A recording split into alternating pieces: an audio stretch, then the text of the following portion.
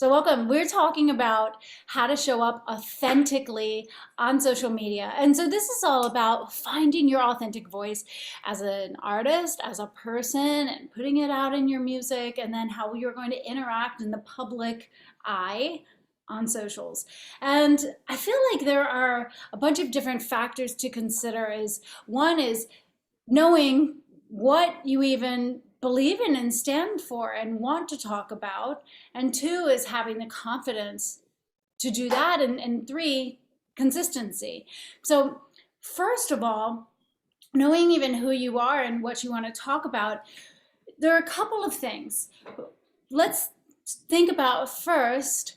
When you say something, a lot of times the thoughts that come through our head are thoughts that are put there by other people, which is great because they've done all of the work and thinking through these ideas, and then we pick them up and we assume some of these thoughts, and we really do take a stand for some of these thoughts, and other times maybe not so much.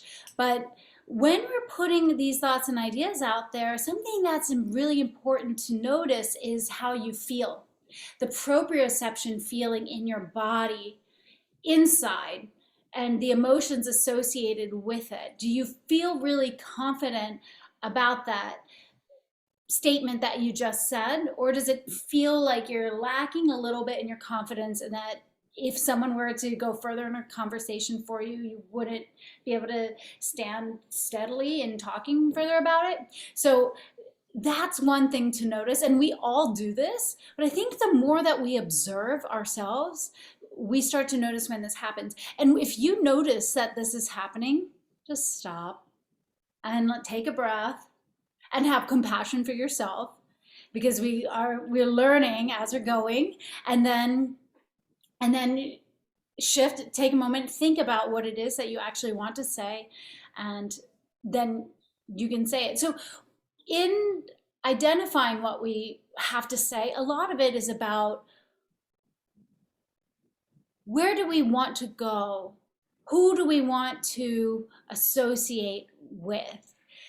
People categorize the external world by devices, iPhone or Android, as an example, and it's a way to belong to a culture in your tribe, right? So let's say you say something that is not authentically you, and you kind of are down with it, but not fully.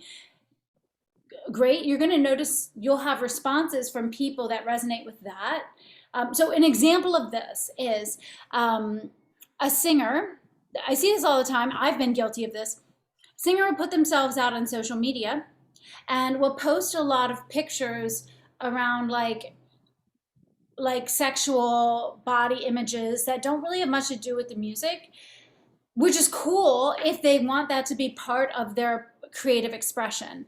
But let's say like they're not so much about that, and then when it comes to like, oh, I released a song and I built up all of these followers, but none of my followers ever listened to my song or bought a ticket to my concert. There's that disconnect, right? And so it's just looking at, okay, are my actions in alignment with what I want to attract and bring into my world? Because anything that you do will attract whoever resonates with that and magnetizes with it. Now, one area that I know has been a problem in my personal life is, well, I don't even know what I have to say. As I hear all the times people say, well, just say what you feel. Say what you think. It's like, well, I haven't been confident about that. And I think part of this is looking to the core of codependence, which I know is common, especially in women, unfortunately, more than men, but not always, but it is something. And like the people pleasing. Hey, Ariel, Cleo, welcome, welcome. So the idea of, oh, now we have product support, but I don't know who product support is. Welcome. So the idea of codependence and picking something that's going to be people pleasing to someone. So if you're not even sure what you want to say authentically online, have compassion with yourself, and look at your childhood and the relationships that you have with your family members. And were you taught either consciously or subconsciously to disregard and invalidate your feelings and your thoughts where you made wrong for them. And that's a whole separate healing journey. But I bring this up because it's definitely been a part of my experience. And I know it's a part of other people's experience as well. And so let's say you're not confident and going like fully, this is me, because what that feels like is jumping out of an airplane without a parachute. Like, who's going to do that? Nobody, right? And so what we can start to think about doing in that situation is, one, dealing with personal growth, looking at our stories and what's the truth. And it takes a lot of courage. And then two is baby steps. What little things can you do to start moving in that direction? And I think it's really nice to have role models or vision boards, or, you know, people say that you become like the 5 people that you surround yourself with. And even if you're not in a physical environment with these people, who are the people that you're listening to, that you're watching and you're reading and observing? Because they're still around you. So you can start to look at these other people if you're not sure, and take elements that you like, that you want to create your world in, and start modeling those and make your own. So from there, when you start doing these little baby steps and putting yourself out there more, it's safer. And you can also notice the response of people. Now, I would say with social media and the algorithms, we need to think more about our input actions versus our output actions, or output results. Input actions versus output results. And this is a concept that I heard from Amber Horsberg, a music marketer. She used this term. And it's like, we cannot control the algorithm, but we can control the actions that we take. And so if we're looking for validation from how people respond to our posts, and then see that our numbers are declining, because it's happening to everybody. It's happening to me. It's happening to people in this marketing group I'm in. It's happening to other people that I talk to. And it's like, it's not a response that your content and your message is shoddy and people don't like it. And the other thing to consider with social media in general is that Ariel says, yeah, Instagram is reducing reach. Yeah, for sure. So other things to consider is that Facebook land loves rainbows and unicorns. So your reach will go farther if it's like, everything is a beautiful world. And I notice for myself, when I post like fun content, it generally gets more engagement. And then when I post something that's more around, I posted something around grief last week, and my numbers were really low on that. And I was like, okay, that's interesting. And so it's good to look at it from logical thinking versus emotional thinking. It's the logical thinking, so we don't get our emotion and our self-worth tied up into this. Logical thinking, oh, why is this? Is it because a topic that people don't want to talk about? Maybe, maybe not. But really, we know it's just Facebook is creating a land of rainbows and unicorns, and that's what they're going to prioritize. So Alyssa says, yeah, TikTok despises me. Interesting. Interesting. But see, that's also an emotional thinking statement versus a logical thinking statement. And I know maybe it was said in jest, and so I'm just playing back with you. Said in love, but just something to look at, right? And also, okay, well then what we can also do to share our content authentically is to look at what other people are doing who are in the world that we want to inhabit, and look at what's working with them and how do we put our own spin on it. So for example, Ariel, Cleo, and I, we worked together, and we were doing this content sound check exercise where, and I've done this for myself as well, where we look at similar artists, what is their best performing content within a certain time period, and they have to be in a similar similar follower count and engagement reach as you are. Like I wouldn't do this and compare myself to Grimes or something because we're operating on different levels, but right now. But but like I'll do someone who has a similar reach to me, right? And then I can look and say, okay, what type of content mediums are working well for these people? So for example, reels are doing well, videos, but reels definitely mostly. And then looking at what is the tone of voice and the uh, how do they communicate in their copy?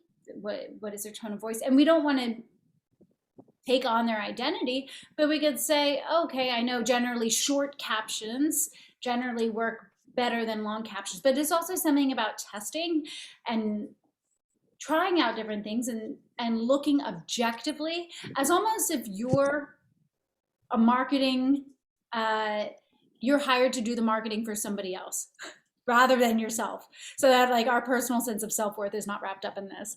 So Marianne says, yeah, it's so hard not to overanalyze posts and that were less popular and not go back and delete them. It is a death of self-esteem. Oh my God, yes, I can totally relate. Ariel says, yeah, Lark will have her Millie fans. Hell yeah. Um, so, um, so about sharing yourself authentically. The other things that we can do to share ourselves authentically as we're pulling out these greater these elements of ourselves that we want to express is think about how to narrow down a message that's lean and communicative and recognizable, and also share things that are more personal because what's personal is the most universal. And also anticipate that there might be more of a divide, and that's actually a good thing. If you're trying to speak to everybody, you're speaking to nobody. No one cares. It's boring. And so it's scary. It's scary to do something that's a little bit more directed and pointed. But let's think about the topics and what we're going to communicate in our music, in our art, in our copy, in our messaging. That instead of going 10 inches wide, 2 inches deep, that we're going to go 10 inches deep and 2 inches wide. And to get to that point, it's not going to happen overnight. So we're going to release any of that pressure. No need for that. We're just going to gradually start thinking, okay, what are the topics that I want my artist brand to represent? And we're going to pull certain elements out. And you might even think about making these certain topics of your artist brand and your music the larger than life version of you in a way that's still authentic to you. So for me, for example, these glasses were given to me by one of my best friends, Mary Kay. I think they're so fun. And every time I wear them, people are like, oh, those shades. And I feel like, oh, it's so LA artiste, like just like tongue in cheek, kind of fun, right? But, and I'm like, oh, maybe I should wear them for fun, like this larger than life, like coaching side of the work that I do. Not necessarily, but that's just like a fun, playful example, right? Still, still operating within constructs that I believe in, right? And then also, the more that you strip away, the more you're going to see what resonates with people, and more people, you'll develop deeper relationships with people, and that's when you know you're on the right track. So let's open up for questions and talking and discussion. So if you want to unmute yourself, you can, and we can just talk. And if not, I'll call on you and ask you some questions. But are there any questions so far? Marianne, Lizzie, Ariel? Why did you come here? Why are you interested in learning about how to, or like not learning necessarily, because you probably have been into this already, but looking at building your authenticity in social? Marianne, how does this play into what you're doing with your music? right now?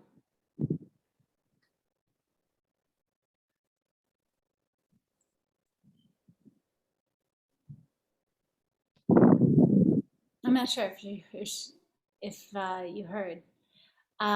Cleo, Ariel, how does this play into your music right now? Hey, sorry, let me just a quieter place where I can speak. Um, yeah, so go on video. Hi everyone. Hey.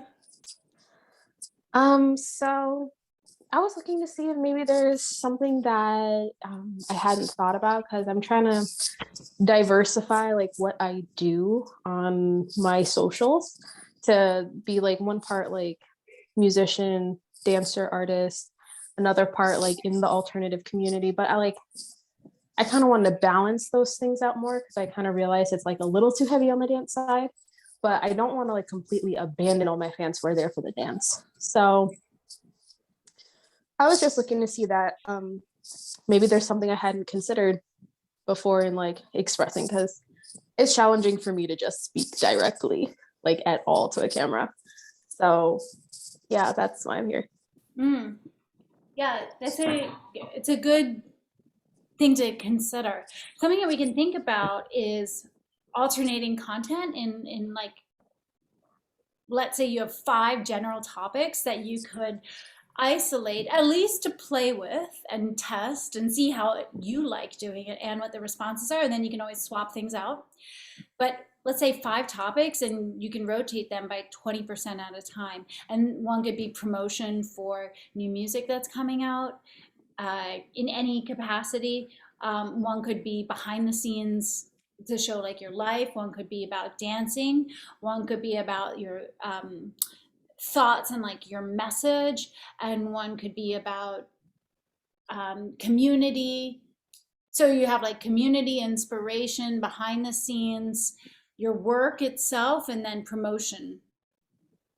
And then kind of like rotate those. The other thing to note is that it's it's going to be more boring for us because we're going to be repeating the the messaging and the content time and time again, but it's important to be on brand that way. And for us, it'd be like, oh my god, I've said this a million times. But for the other person, they don't see it a million times, and they're all wrapped up in their own world anyway. So they see you, when they see your consistency, then then they associate with you. Hey Sadie, welcome, welcome. We've opened up this to Q&A, so glad to have you here. Um, so what are your thoughts on that now, Ariel? I like the idea of like rotating things.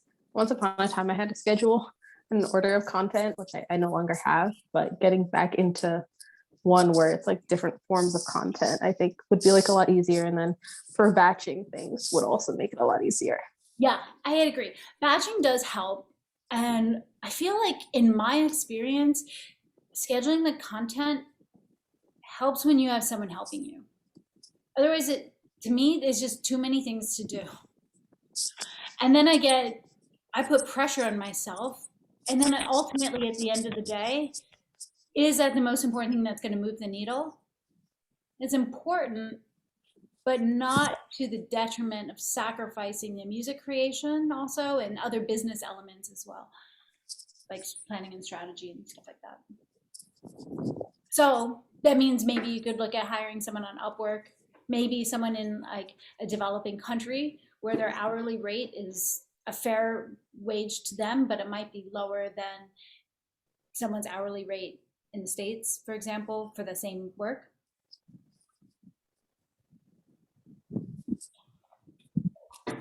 Sadie, what questions do you have about um, confidence and authenticity in social media yourself?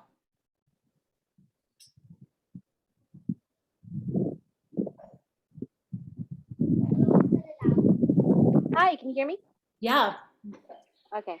I think when it comes to social media, I feel like there are these veils that have to be entered into or put upon, even to be considered for certain conversations, or to be allowed into certain spaces. Otherwise, there's, I suppose, a lack of relevance. Can you give me an example of that? Yeah, sure. So like reels are very big right now. Reels and TikTok in general, and then following the trends of it. And it seems like you have to apply yourself to a certain trend in some certain way, and be eye-catching, to be able to have any kind of a not a soapbox, but more like a platform to stand upon, anywhere to be heard or seen. And that feels really inauthentic to me. I mean, and that's marketing, right? That's it's what you have to do, but I don't understand having to do that. What if we shifted the paradigm? So we know that reels do well, right? Hands Yeah. down, that's the thing that's working. And if we want our music to be visible and our message to be visible, or on TikTok, but play the game. To not take ourselves out of the game and self-abandon. So we're going to play the game, but we can look and maybe spend a little bit more time researching to see what other possibilities exist for doing that. So for example, with TikTok, when TikTok was first starting out, everyone was dancing, and that was pretty much it, or like what was doing really well. But now people are on TikTok and they're doing like home makeovers on TikTok, and that's not dancing, right? So that's just an example of how you could do something that is using the same medium, Mm-hmm. but your own content approach to it. And also you could think of how can I be creative as an artist? Because I think also resisting it is, I mean, I resisted so much. Now a little bit less so because I'm like, fuck it. But but like, but resisting just creates a lot of more tension. And I'm tired of the tension. You know, I don't want to live that way. And so think, okay, when I'm creating a song or a live performance or any kind of artistic thing or decorating a place, it's playful and it's fun. And so if we approach it with that same energy and open-mindedness, hi, then I'm gonna use this space. we can be playful and see what different results we'll I'm get. gonna use this space right now. I'm from here. Okay. Waiting for my Cuties there. Marianne, what about you? What comes to mind for you in terms of expressing authenticity in socials? Is this, can you hear me? Perfectly. Perfectly good. I'm sorry, I have so much trouble with Zoom calls or muting it. So, Yeah. okay, for me, I'm just never sure how to introduce like a song idea. Like, what am I working on? How do I talk about that? Do I like put up a screenshot of something I'm producing, or do I put up like a lyrical sheet, or should I put up a picture of myself, or like a behind the scenes thing? I'm not sure how to talk about it compared to other content. Yeah, this is a great question. This is what I was mentioning, the exercise that Ariel and I had been doing with the content sound check. I didn't even invent that. Yeah. And it's typical like market research. It's like business principles. It's not like a tool that necessarily belongs to one person, but it's looking at what does well that your contemporaries do who have similar number of fans and engagement, and what they're doing that's working for them. Like if I see. if they just post a paper with music on it, and Right, which I've seen does it do artists do. well? I've seen them like do lyrical teases, and they'll just put up like, oh, these are the lyrics of this song, and it's coming out this Friday. Or do you want to support this on a Patreon or something? Yeah, and then you look, okay, well, how is that doing? and it seems to be doing well for them. So I was like, should I do that? Or Yeah, and so then we get into the scientific method and exactly. remove some of the emotions It's an algorithm. and just test. Yeah, but it works for the people who could work for you too. That's a good method. Yeah. Yeah, that's very helpful because that's what I'm just not sure about. And I originally started my Instagram account as a fan account, as I told you. Yep. Yeah, and so as I'm trying to merge it into a personal account, I was like, well, what will I share? I shouldn't share like too many personal photos, or should I? Should I put up like photos of a trip, or should I put up photos of like myself, or do I just do music related stuff? It's hard to know how to balance all that. Well, what is your ultimate goal? Always come back to the vision. Always come back to the vision. Right. That stuck with me. So then you have the vision, and then you work backwards. So what do you ultimately want to be doing with Instagram? Right. With Instagram, right. I ultimately want to be able to have people engage fans. Okay. Have people follow me. What? Yeah. So then no personal. You could create a separate personal account. But if you think about people who, if you're a well-known artist, then people would be more interested in your behind the scenes. But if you're not well known and then you post like an inside joke with you and your friend, people are exactly. like, well, what am I doing here? Right. That's what I was thinking. I didn't want to like make these mistakes like that. I would just totally make people think, oh, this is not the kind of account I should be following. It's not like a more business account. Yeah. So think more of it as a business. Okay, that helps because I just wasn't sure how to move it into that and not move it from being personal or being fan based and into one that was just music related. Yeah, I would just separate them. Okay, that's good advice. That's it. Yeah. And then just have that over there, and then to look at people who are just in a similar genre, just might be more successful than you are, and see what those people are doing, how they introduce things. Yeah, and not even necessarily more successful, like in the same realm as you. Seriously, and should you follow people who are in the same realm? Yeah. Yeah, people that you like. Right, people you like, people you want to emulate, I guess, and would be close to collaborate with. Lizzie, what about you? Any questions, comments? Nope. Okay, cool. Well, we'll wrap up there to keep respect to time. But this is a really interesting conversation. And if you are interested in really finding your authentic voice as an artist and developing it, so literally in music, singing and songwriting and some music production elements, and then figuratively with developing who is your artist brand, how are you communicating and building these authentic and lifelong valuable loyal relationships with fans that are going to build your career. People are going to come out to your shows, buy your merchandise, and also it's meaningful because they listen to your music and they want to, and that's like the meaningful point of it. If you're interested in getting help with this is my specialty. I love doing this. And if you're interested, book a call with me. It's free. You can go to supremesoundlife.as.me/call. And that it's my calendar, Acuity Scheduling, supremesoundlife.as.me/call. And I'll pop the link in the chat. But in the call, we're going to talk about what your vision is, where you want to go, where you are now, and identify steps that are going to help you achieve that vision. And it's a no strings attached call. It's just helpful to see what some of your next steps are. I know for me, it's always helpful brainstorming ideas with someone who is in that, is in that world all the time, because then you see, new ideas. I just put the link in the chat. Yeah. Oh, Cleo, Ariel and I work together.